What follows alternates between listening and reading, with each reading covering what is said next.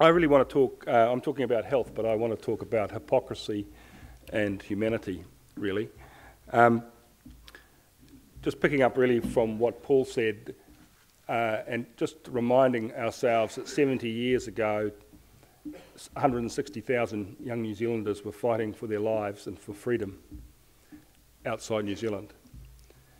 And they were specifically told in a convention, a declaration that we signed in 1942 with 25 other countries that we were fighting with, that they were fighting for democracy and for 4 freedoms. And democracy is sort of the flash word for nothing about us without us. The 4 freedoms were freedom of belief, freedom of speech, freedom from want, and freedom from fear. Now, all those things have been denied people with intellectual disability long since then and still today. And in a way, one of the things that's interesting going on in Canterbury now is that people, certainly in terms of freedom from fear and freedom from want, being denied that now. And it's really interesting. We spent a lot of time talking with people in the red zone and in the TC3, explaining to them the situation they're in the terms of being disabled by the earthquake. That they are the people who have the lived experience of the problem, and that they therefore are the experts and they have the solutions to the problem. And just last weekend, I was so proud to see over 1,000 of them chanting "Nothing About Us Without Us" at the demonstration on the education announcement. So people are learning from you. Those people are travelling a different journey, but are learning from the journey that you travelled. And I just need to acknowledge there are people in this audience that have contributed tremendously to my life. I have a teacher here, Des Corrigan, who taught me at Pātea High School. I have Jill Rutherford, my wife, at the top of many years. I have many friends, athletes, people who are on boards of various organisations, coaches from the Special Olympics movement. And I have colleagues from my current role. So I just would like to acknowledge you all. The issue, I'll talk about hypocrisy from my own personal experience of it, but also weave into that the hypocrisy of what I see about the situation with health and human rights of people with intellectual disability in New Zealand. In 2003, in this place, this report was delivered. It's called "To Have an Ordinary Life." In it, it says, many adults with an intellectual disability endure prolonged suffering from health conditions that are treatable, relievable, and curable, yet receive inadequate medical management. The project also uncovered disturbing prescribing practices.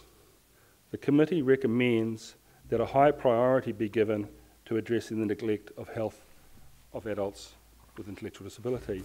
They might as well have thrown in the rubbish for what's happened since.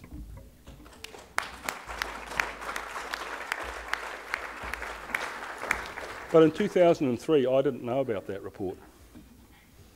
I hadn't engaged in to listening, opened my ears to the people with intellectual disability. I'd learnt about King and Te Whiti and Gandhi, and I'd been to amazing places, and I believed in civil rights.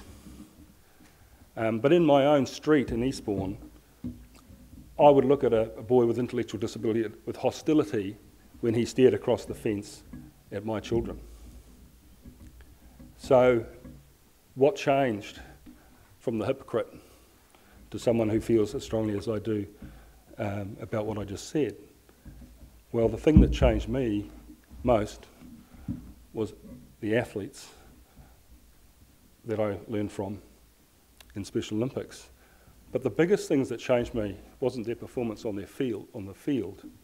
I came to be on the board of Special Olympics International with people like Bart Connor and Nadia Comaneci, CEO of Coca-Cola, Chairman of Hewlett Packard, all these sorts of people, but also 5 athletes And it was an occasion when I watched one of the athletes completely put away the CEO of Coca-Cola on an argument around the board table, that I learnt to the left of me to a guy called Professor Dave Braddock, who's one of the leading neuroscientists in the world, and said, am I wrong, or is the definition of intelligence not what I thought it was? And he explained to me at that point that IQ was a test developed by people who thought they were smart so they could be. And the amazing thing about it is, one of the problems, I know Robert Martin has had this problem in his life as well, one of the problems when people with intellectual disability stand up and lead in the way they can, people say they haven't got a disability. You know? It's really got to change. And right now, Ban Ki-moon said that 200 million people with intellectual disabilities experience widespread violations of their rights that dehumanise them, deny them respect for their dignity, their individuality, and even their right to life itself. That is the current Secretary General of the United Nations. They're routinely excluded from global development, and this is important for you. It's important in New Zealand, but it's important globally for what we need to do in the next few years.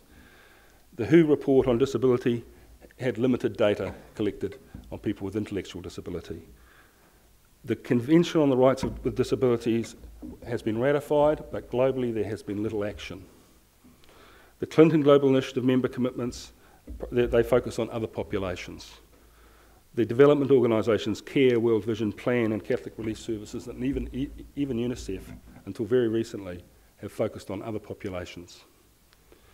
So this population remains, with possibly the mentally ill, the most marginalised and vulnerable population in the world, and let us never forget that is why the Nazis started killing them first.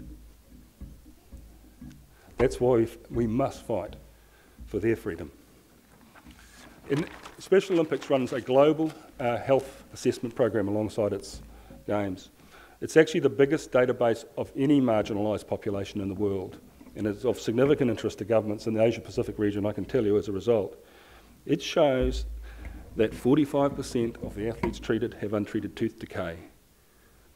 12% are referred for urgent follow-up care.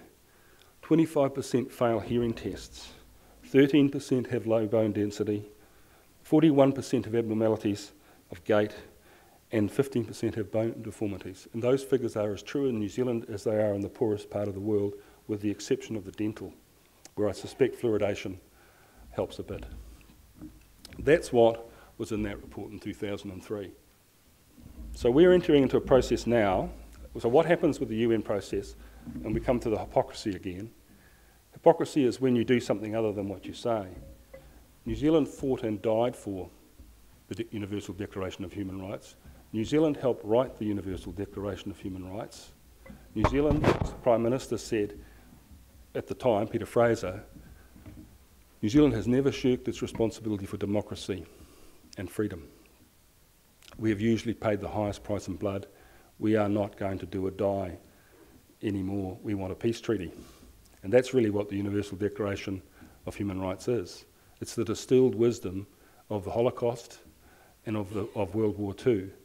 It's really interesting that the German basic law starts with the words, we hold human dignity to be inviolate. It is the duty of the state and of every organisation and every German citizen to uphold the dignity of every person in Germany. I would think that would be a good thing to start our Bill of Rights with. And it might put us in a different place. So that we made a promise. Because the promise didn't include people with disability enough, we had to have a special convention. It took a great effort to get, as Paul has pointed out.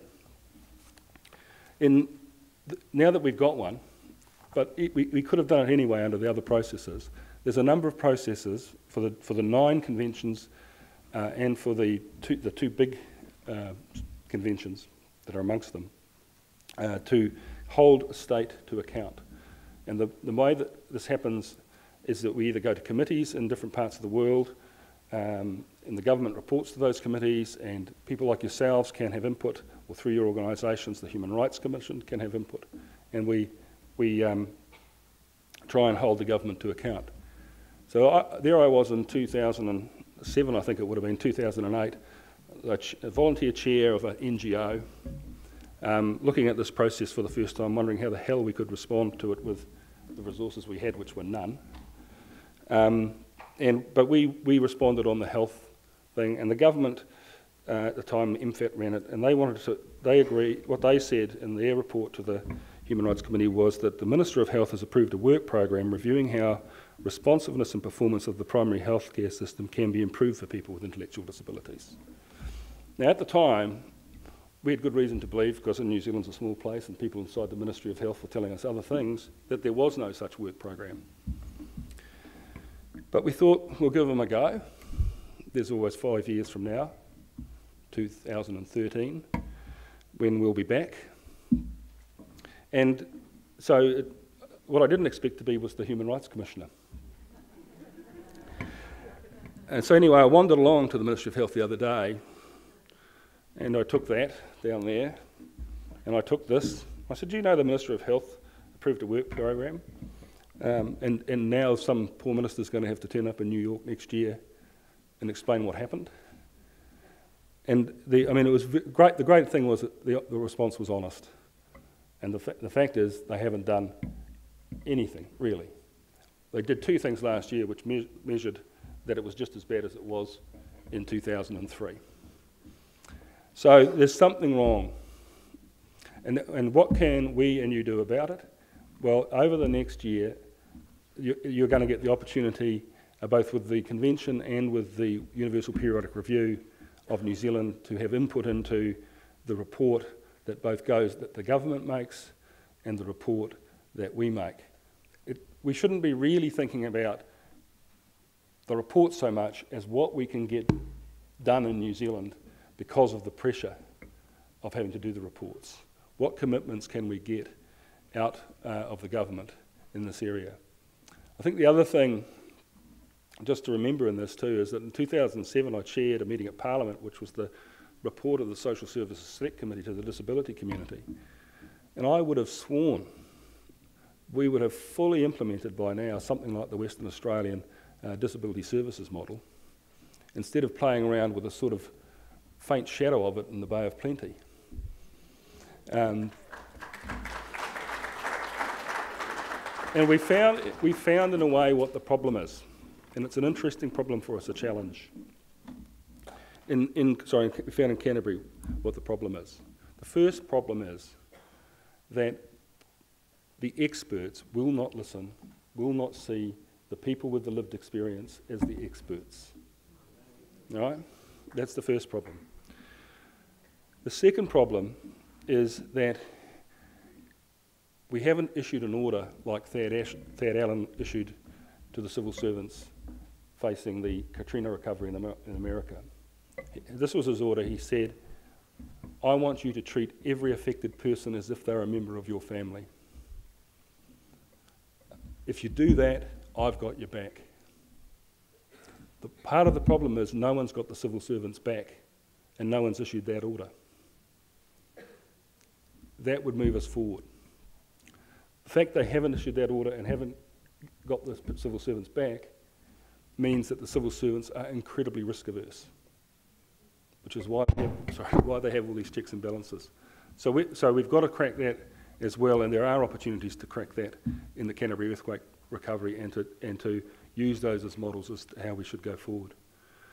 So you know, nothing changes in this world without people like you and the organisations that you're in.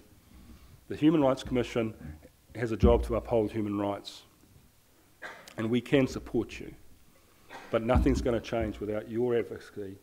And most importantly, please have people with intellectual disability at the front line of your advocacy. They are the most effective advocates. You see it in the feedback here. You know, Trish and I were talking the other day about the situation where some expert said to a person with intellectual disability, how would we consult with people with intellectual disability? And the person with intellectual disability said, first you could talk to us, and then you could listen. That's what should happen.